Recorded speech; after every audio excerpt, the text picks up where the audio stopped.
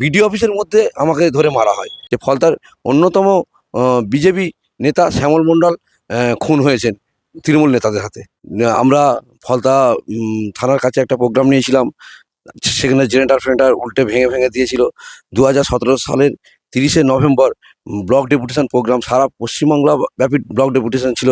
সেখানে মেরে আমাকে মাথা ফাটিয়ে দেওয়া হয় এবং আমাদের অজস্র কর্মী আক্রান্ত হয় এবং মাইক স্ট্যাটাস জলে ফেলে দেওয়া হয়।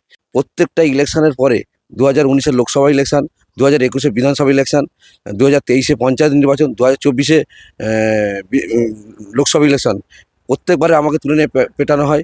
এবং সবচেয়ে বড় কথা, 2024 সালে বিডিও অফিসের মধ্যে আমাকে ধরে মারা হয় এবং দীপক চক্রবর্তী বলে দেবীপুর পঞ্চায়েতের অবজারভার, উনি তুলে নিয়ে গিয়ে আমাকে মারধর করে।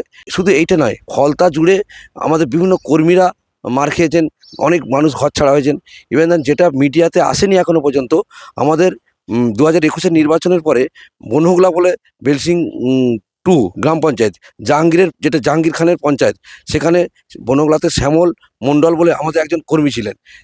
তিনি 2021-এর ইলেকশনের পরে 1 বছর প্রায় ঘর ছাড়া ছিলেন। 2022-এ যখন ঘরে ফেরেন, তৃণমূল নেতা গুরুপদ মণ্ডল তাকে মেরে গলায় দড়ি দিয়ে গাছে টাঙিয়ে দেয়, যেটা কোনো নিউজে আসেনি।